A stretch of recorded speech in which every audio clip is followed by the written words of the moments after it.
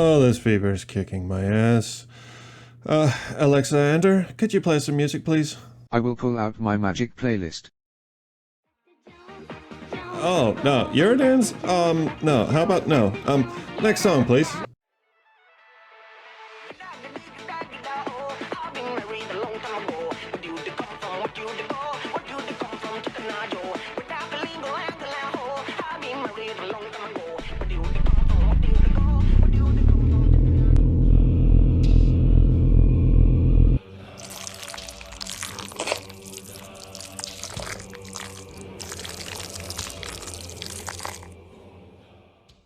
That had better be garlic dip.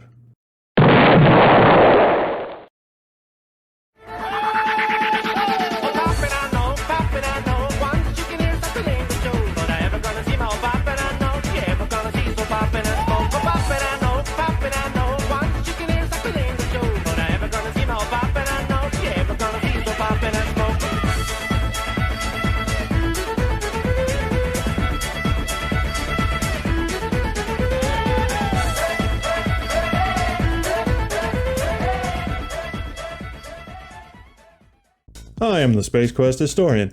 In the 1990s, Scandinavia unleashed a fierce blight upon the world, the fallout from which still lingers like a traumatic aftershock to this day.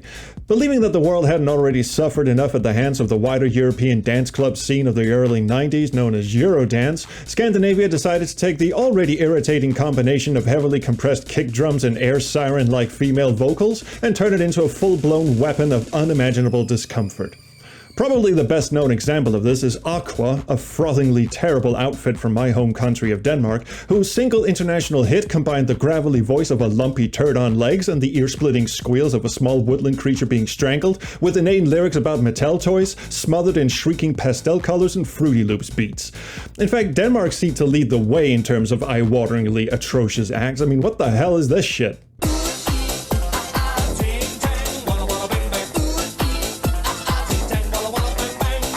Oh, and if that wasn't racist enough for you, try this on for size.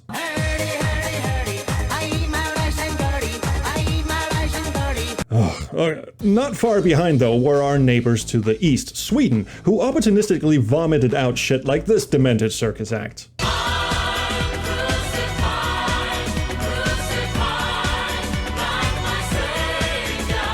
And a rapping dentist. No, I'm serious.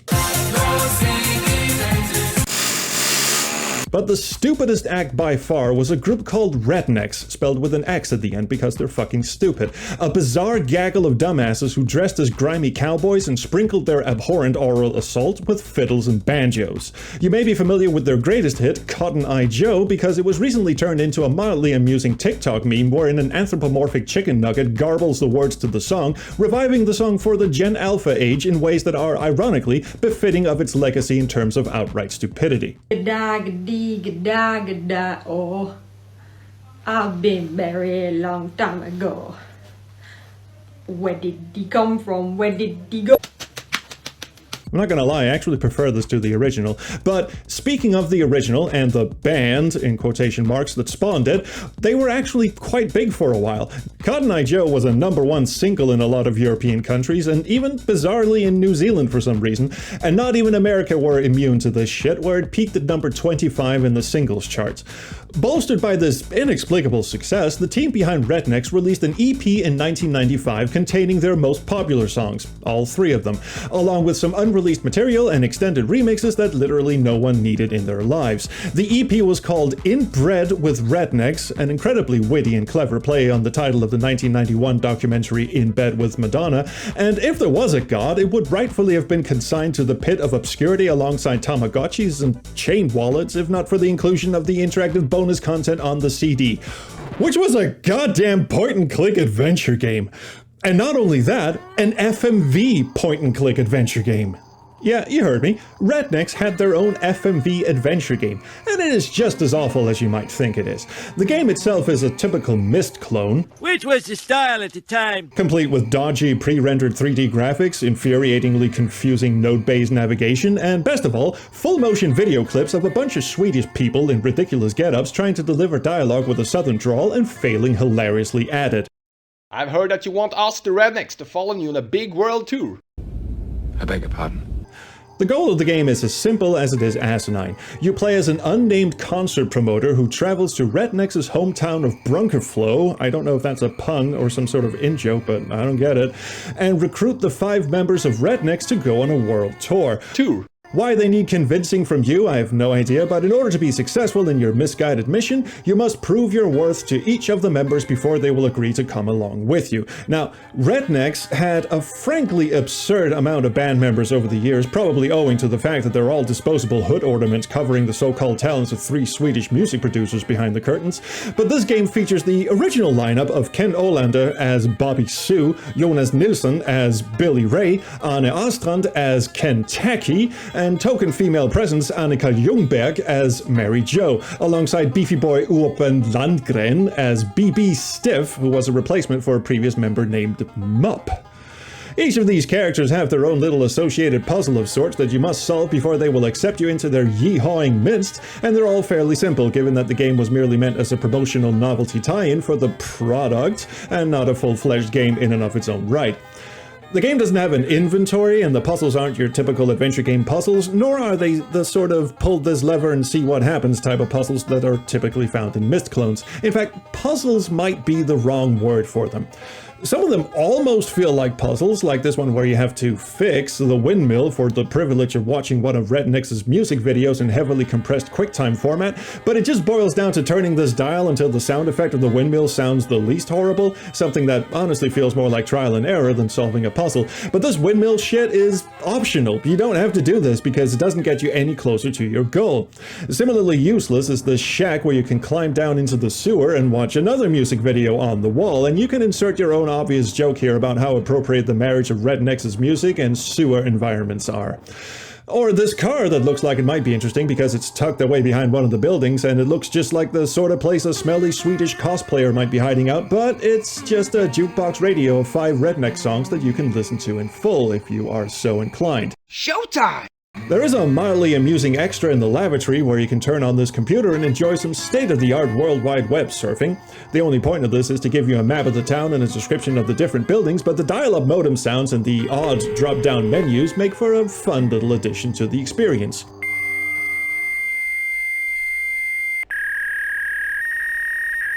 There are a number of other extraneous activities you can engage in, but enough of this nonsense. Let's go round ourselves up some dumbasses. The first one you run into is Bobby Sue, who's stuck down this well, and this is ironically the one that gave me the most trouble, even though it is by far the simplest. If you press this button, all you hear is a splash sound and the dude complaining for a bit. Whoa, take it easy. I hate water. You got my boots all wet. I suppose I should be impressed that he somehow managed to keep his boots dry after all this time until I tried to haul his ass out of there, but I'm trying to figure out how this contraption works. This other button does nothing. These lights, they're not even buttons. All I can do is press this button, dunk his ass, and then listen to him moping about damp footwear.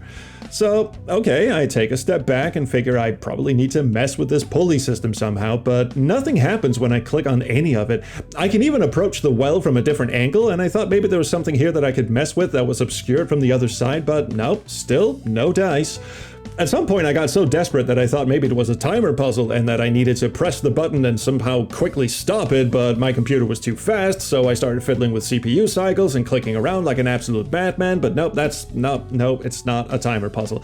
In the end, I just had to give up and go look at a playthrough on YouTube, at which point I discovered, to my everlasting discontent, that you just have to hold down the button. If you hold down the button, the bucket, I'm assuming it's a bucket because you can't actually look inside the well, lowers down gently instead of slamming into the well.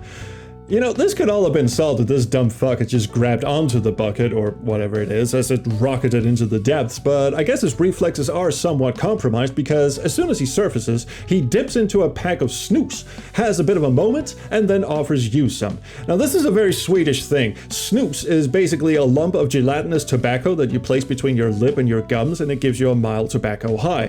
Or in this dude's case, a very non-mild psychedelic fucking high. I'm starting to suspect the reason why he got stuck down there in the first place is because he was just tripping balls and didn't watch where he was going, but anyway, he's suitably impressed at your tolerance for outlandishly potent Swedish narcotics and he agrees to come with you. That's 1 down, 4 to go. I ain't never seen anybody stand up after trying my special snooze mix. I like your style. I'm with you, outsider.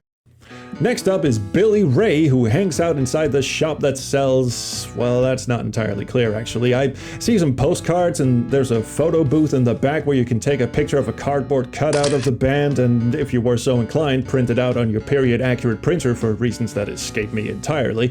So my assumption here is that he runs the local tourist bureau or something. I don't know exactly what kind of thriving tourist economy this place has, given that the town is located at the bottom of a ravine in the middle of the desert, and is accessible only by a rickety elevator that incidentally you crash upon arrival, but what do I know? This already feels like I've somehow no-clipped through the fabric of space and materialized in some sort of alternate dimension populated entirely by dipshits in low-poly 3D. Anyway, that's not important. What's important is that this particular dipshit doesn't want to come on tour with us because... Well, I have to ask my mom and pop first. Wait, what? Big burly rugged redneck like you needs a permission slip from Ma and Pa? Or are they also going to pack your lunch and a fresh change of adult diapers for you? Come on now. But this is actually where the game starts becoming a bit self-aware and begins leaning into the hillbilly stereotype to the point where it almost comes across as genuine satire. Not all of us here in Bronx Blue knows who our parents are.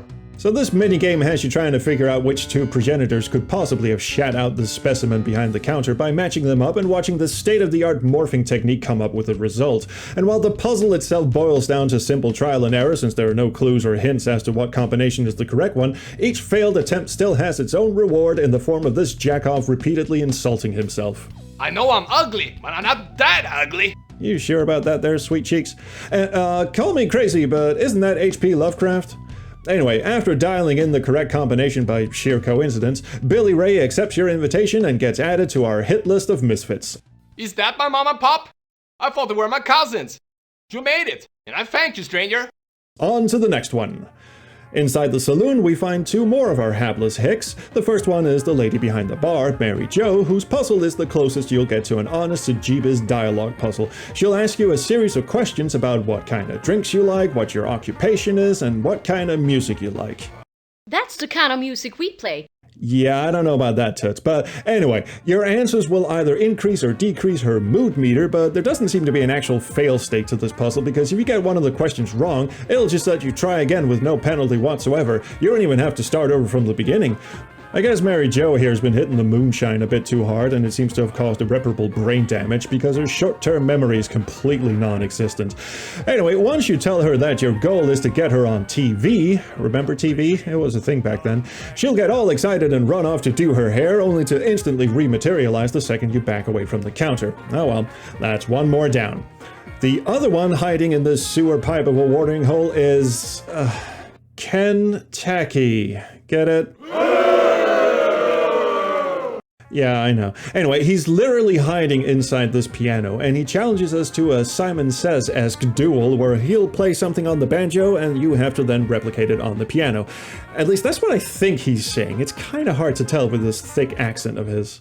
Hi, Music Larry. I'm Kentucky. Let's jam a bit here. English, motherfucker! Do you speak it?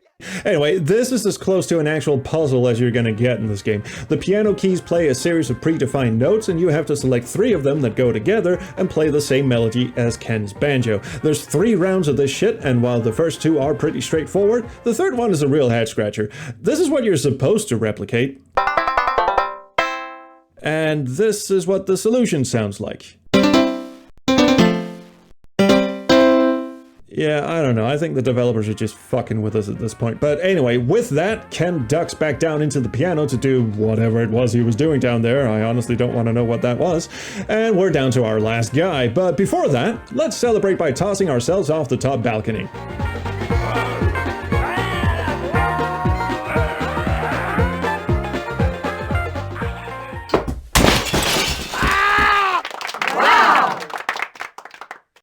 That's honestly kinda cathartic. Let's do that again.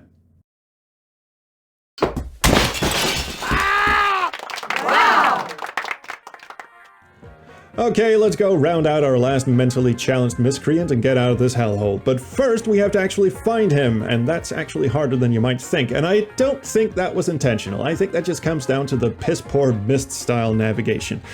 It turns out he's hiding in this tree over here, but for some reason it's very hard to get to unless you go a very specific route. I only found it by accident when I was clicking around to go someplace else entirely, and I feel like I need to sidebar here and talk about the navigation itself, because it really is a thing.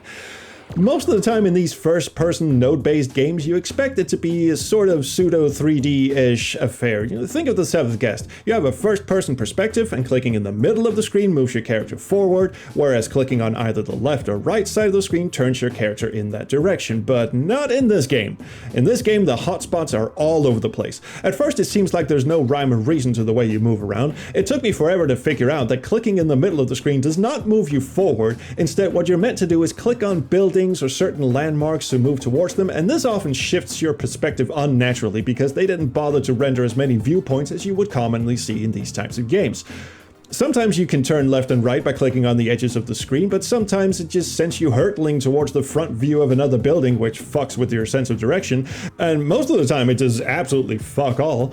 Clicking at the bottom of the screen sometimes turns your character 180 degrees so they're looking at what's behind them, other times it just backs away from what you were looking at. What makes it even more confusing is that the cursor never changes from the standard Windows 3.1 pointer regardless of what you're hovering it over. So it could be an object, or a screen transition, or it could be absolutely nothing at all. If it's nothing at all, you don't get any feedback whatsoever, no wagging cursor or red X or even an sound.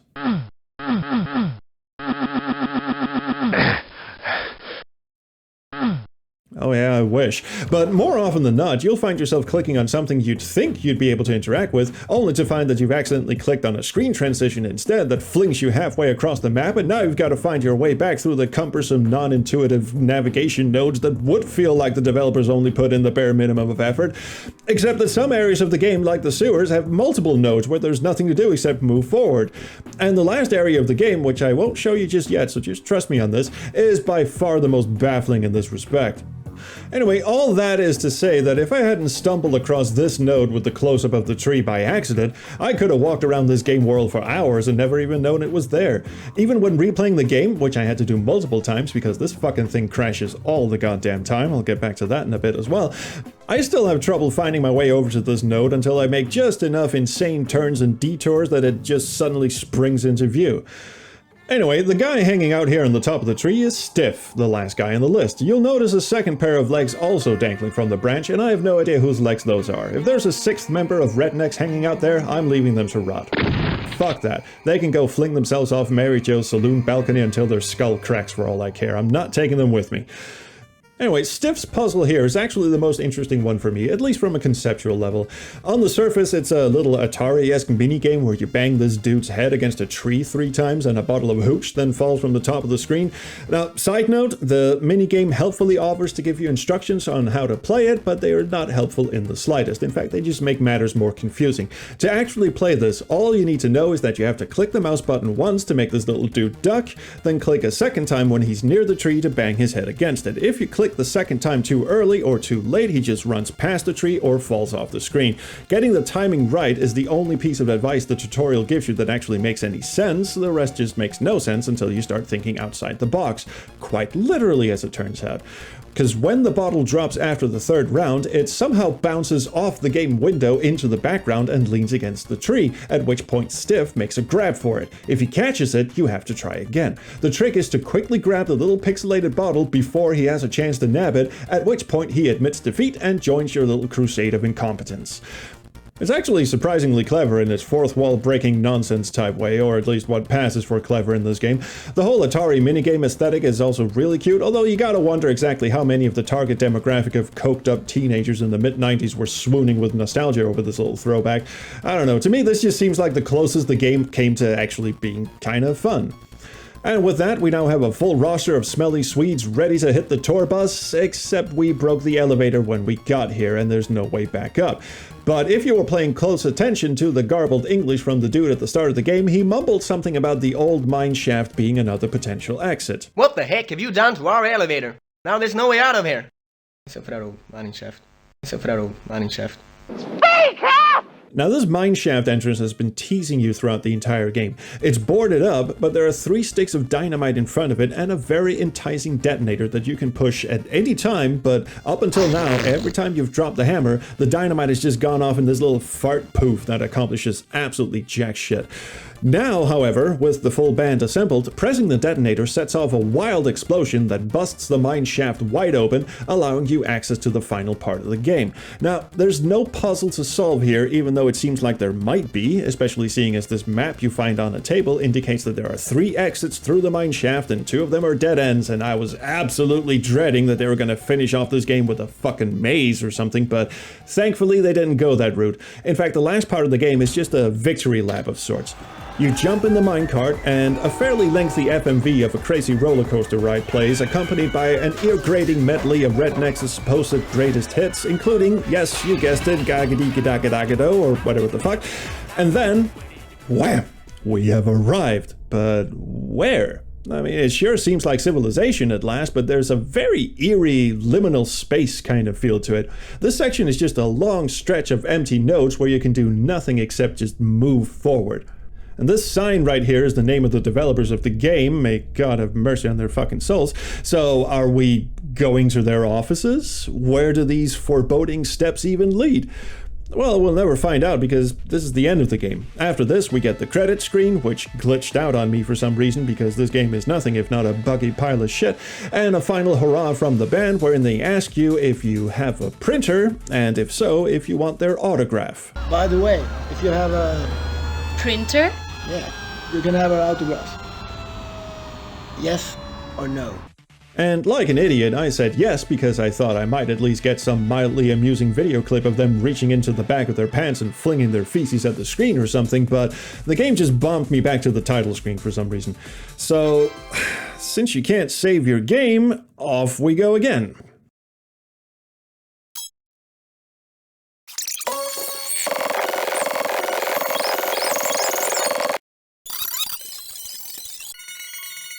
No, go past this part. In fact, never play this again.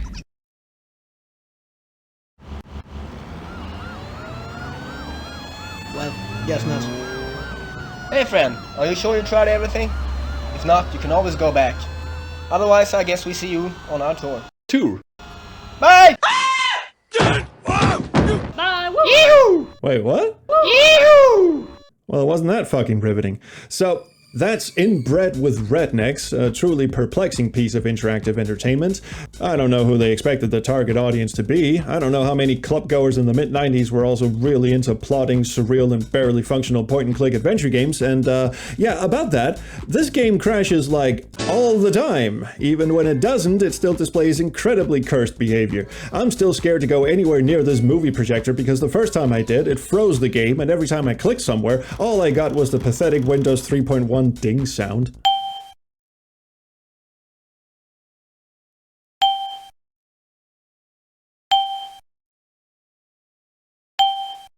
And even when it is ostensibly working properly, sometimes the ambient sound and voice clips will have their volume turned all the way down, but the FMV clips still play at the correct volume. I have a feeling this is endemic of most early Macromedia Director games, which this game obviously is, but even so, it makes for a very uneven playing experience that I'm sure the few Rednex fans who were really excited to explore the surreal fictional hometown of these Scandinavian suck puppets pretending to be American filth dwellers would find it an uphill battle to retain their interest, and even if they got lucky and the game worked entirely as intended on their machine, they would probably still grow exasperated at the nonsensical navigation and crude FMVs. I mean, the illusion of these guys being salt-of-the-earth yokels is pretty much instantly ruined when this fuckstick opens his mouth at the start of the game. Been quiet here for over 5 years. Let's keep it that way. You better find your own way around. I'm off to Mary Jo's. And believe it or not, this guy delivers one of the better performances in the game. I still have no idea what this matted-hair banjo buffoon is trying to tell me. Ah, just kidding. I play with you anytime. But all the same, I find this sort of shit fascinating. Again, it's a testament to just how wild-eyed and untethered the 90s were at the prospect of what all this newfangled computer doohickery was capable of. So props to Rednex's management for getting so blind-ass drunk at one of their board meetings that they actually okayed the creation of this thing, just so future generations could look back at the abject garbage that got put out during those halcyon days of CD-ROM technology.